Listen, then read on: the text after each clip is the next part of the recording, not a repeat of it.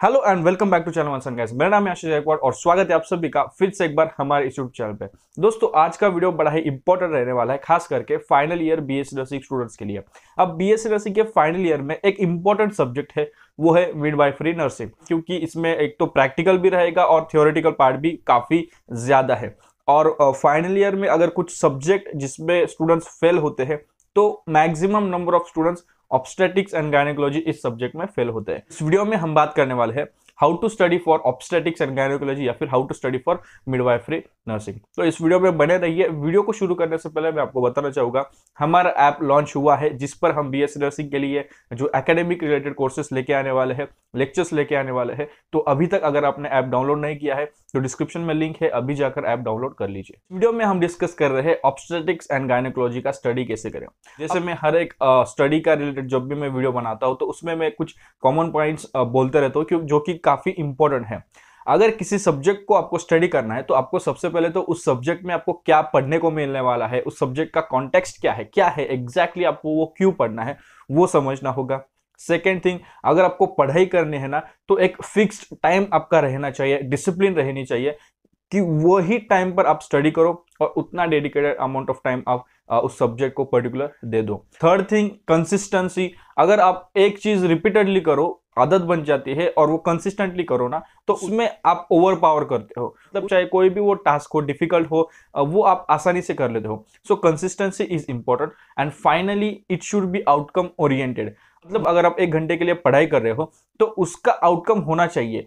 जैसे कि अगर आप प्लान करते हो, एक टाइम टेबल बनाते हो, तो उसमें जब कि फ्रॉम 4 PM टू 5 PM मैं ये टॉपिक पढ़ूंगा या फिर पढ़ूंगी, तो उसका आउटकम भी आपको प्लान होना चाहिए कि भाई इस 1 आवर्स के स्टडी के बाद मेरे ये टॉपिक्स क्लियर होने वाले हैं, मेरे ये टॉपिक्स मैं पढ़ चुका होगा या फिर होगी। सो ये भी होने चाहिए। ये 4 चीजें बहुत इंपॉर्टेंट है। अब उसके बाद सिलेबस बहुत इंपॉर्टेंट है। सिलेबस क्या रहेगा, क्या टॉपिक्स है, कितने यूनिट्स है, तो हर एक यूनिट में कितने सब टॉपिक्स है, ये जानना बहुत इंपॉर्टेंट है। और उसके बाद जो नेक्स्ट चीज है वो है books. Books is very important, resources जो कि काफी इंपॉर्टेंट है। बुक की अगर मैं बात करूं तो मैं आपको रेकमेंड करूंगा डीसी दत्ता की बुक। डीसी दत्ता, इनकी बुक अगर आप यूज करो तो सबसे बेस्ट बुक है। बात करें डीसी दत्ता इस बुक की तो कोई भी मेडिकल प्रोफेशन आप पकड़ लो जिसमें ऑब्स्टेटिक्स एंड गायनेकोलॉजी ये सब्जेक्ट है, तो most of the medical students even the professors prefer DC Dutta. हाल ही में डीसी दत्ता बुक का नया एडिशन लॉन्च किया गया है, जिसको वो कहते हैं स्मार्ट बुक। इसके बारे में कुछ कहने से अच्छा है कि आपको वो दिखा दूं कि एग्जैक्टली स्मार्ट बुक में आपको क्या मिलता है।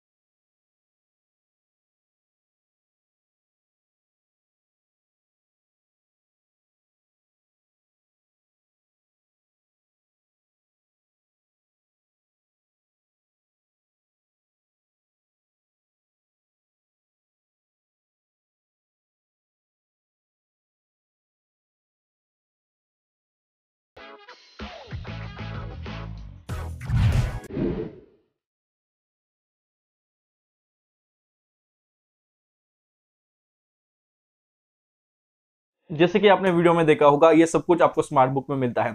तो ऑनलाइन और ऑफलाइन दोनों भी प्लेटफॉर्म पर अवेलेबल है। अमेजोन और फ्लिपकार्ट पे भी अवेलेबल है, तो उसकी लिंक मैंने डिस्क्रिप्शन में दे रखी है। अगर आप चाहते हो बाय करना, and I would suggest you कि अगर आपको अच्छे से पढ़ाई करना है, हर एक टॉपिक का अच्छा नॉलेज चाहिए, इंफॉर्मेशन चाहिए, और जैसे कि स्मार्ट बुक में काफी और फीचर्स ऐड हुए हैं, काफी और हाईलाइट्स ऐड हुए हैं, जो कि ऑलरेडी आपने वो वीडियो में देखा है, प्रोमो में देखा है। तो I want you guys to buy this book. ये बुक ही आप पढ़ाई के लिए यूज करिए फॉर ऑब्स्टेटिक्स एंड गायनेकोलॉजी, जिसके कारण डेफिनेटली आपका जो स्कोर होता है, सबसे पहले तो नॉलेज काफी इंपॉर्टेंट है। कोई भी अगर आप सब्जेक्ट पढ़ो, स्कोरिंग एग्जाम वो अलग पार्ट है, बाद में का पार्ट है, but first thing first priority is knowledge और अंडरस्टैंडिंग। तो नॉलेज और अंडरस्टैंडिंग बढ़ाने के लिए DC Dutta is best book, not one of the best but the best book that you should use for preparing obstetrics and gynaecology. अब हम आते हैं हमारे टॉपिक पे कि किस तरह से स्टडी किया जाए। तो ऑब्स्टेटिक्स और गायनेकोलॉजी का अगर अच्छे से आसान तरीके से स्टडी करना है तो इसको डिवाइड करते हैं। पूरा सिलेबस अगर आप देखो, वन टाइम अगर आप देखने चले सिलेबस, तो आपको मतलब चक्कर आ जाएगा कि भाई इतना स्टडी करना है और कैसे होगा, क्या होगा। तो अगर इसको हम डिवाइड करें छोटे छोटे टुकड़ों में, 3 छोटे छोटे पीसेस में, तो इससे आपका स्टडी बेटर रहेगा। अगर हम देखें मिडवाइफरी के यूनिट 1 से लेके 6 तक, तो इसमें असेसमेंट या फिर नॉर्मल रिलेटेड स्टफ्स है, नॉर्मल रिलेटेड चैप्टर्स आपको देखने को मिलेंगे। तो ये चैप्टर अगर आप एक डिवाइड मतलब इसका एक पार्ट आप बनाते हो, पार्ट 1 जिसमें नॉर्मल, जिसमें 1 to 6 यूनिट्स आप इंक्लूड कर दो, तो जिसमें एवरीथिंग रिलेटेड टू नॉर्मल, मतलब फीमेल रिप्रोडक्टिव सिस्टम के रिलेटेड एवरीथिंग नॉर्मल जो वैल्यूज होती है, जो नॉर्मल ह्यूमन बॉडी बिल्ड होता है फीमेल का, everything that you will be studying in the first part, चाहे फिर वो पेल्विस हो, फीमेल पेल्विस के बारे में हो, या फिर जो एनाटॉमिकल हो, फीमेल रिप्रोडक्टिव सिस्टम के बारे में हो, वो सब कुछ आप फर्स्ट पार्ट में पढ़ते हो फ्रॉम चैप्टर 1 to 6 या फिर यूनिट 1 to यूनिट 6। सो ये फर्स्ट पार्ट रहेगा। सेकेंड पार्ट रहेगा एबनॉर्मल, तो जो डिसऑर्डर का पार्ट है, डिसीज का पार्ट है, वो you will be study in the second part. उसको आप सेकेंड पार्ट में डिवाइड करिए, जहां पर आप डिसऑर्डर्स पढ़ाई करोगे, जैसे कि पोस्टपार्टम ह्यूमरेज, हाइपरेमेसिस ग्रेविडरम या गायनेकोलॉजी, ऑब्स्टेटिक्स रिलेटेड जो भी डिसऑर्डर्स रहेंगे वो आप सेकेंड पार्ट में पढ़ोगे। एंड थर्ड पार्ट जो छोटू सा पार्ट रहेगा, जिसमें आप फार्माकोलॉजी के related, pharmacology related to gynaecology, ये आप पढ़ोगे। तो ये 3 पार्ट्स में आप पढ़ाई करें। जब आप प्लान करोगे तो 1 to 6 यूनिट्स को सबसे पहले आप प्रेफरेंस दीजिए, क्योंकि ये नॉर्मल अगर आप पढ़ो, जैसे नॉर्मल लेबर क्या होता है, स्टेजेस ऑफ लेबर क्या है, वो सब कुछ आप फर्स्ट पार्ट में पढ़ने वाले हो। तो बेसिक डिटेल अगर आपका देखो, जैसे भी कोई भी अगर आपको बड़ा बिल्डिंग बनाना है, बड़ी बिल्डिंग बनानी है, तो उसका सबसे इंपॉर्टेंट पार्ट होता है उसका बेस। अगर प्लेटफॉर्म सही रहा तो वो बिल्डिंग स्ट्रांग रहेगी। उसी प्रकार से अगर आपको ऑब्स्टेटिक्स एंड गायनेकोलॉजी पढ़ना है, तो जो बेसिक पार्ट है फ्रॉम 1 to 6 यूनिट्स, वो अच्छे से पढ़िए। उसको पढ़ने के बाद आप जो सेकेंड पार्ट है, जिसमें आप डिसऑर्डर्स, डिसीजेस पढ़ने वाले हो, उसको प्रेफरेंस दीजिए। उसके बाद फार्माकोलॉजी रिलेटेड जो भी ड्रग्स है वो आप पढ़िए। अब इसमें एक और इंपॉर्टेंट चीज है ऑब्स्टेटिक्स एंड गायनेकोलॉजी में, जो कि आपको पढ़ना है प्रैक्टिकल के लिहाज से, in a point of view of practical examination, तो वो है इंस्ट्रूमेंट्स। तो इंस्ट्रूमेंट्स के लिए आई वुड सजेस्ट कि जैसे डीसी दत्ता की बुक है, उसमें आपको वीडियोस एंड ऑल वो ऑलरेडी उनके प्लेटफॉर्म में मिल रहे हैं। उस प्लेटफॉर्म का आप यूज कर सकते हो, उस बुक का आप यूज कर सकते हो, उसमें अच्छे से दे रखा है। अगेन आई वुड से कि पढ़ाई करने के लिए आप डीसी दत्ता का बुक यूज करिए, जिसमें सिलेबस के अकॉर्डिंग, आईएनसी के सिलेबस के अकॉर्डिंग आपको जो चाहिए वो मिलेगा, एंड उसी के थ्रू आप अपने नोट्स बनाइए एंड नोट्स से आप पढ़ाई कर सकते हो। तो 3 पार्ट्स में डिवीजन किया है। 3 पार्ट्स में फर्स्ट प्रेफरेंस आपने पहले पार्ट को दिया, फिर सेकंड पार्ट को एंड थर्ड पार्ट को।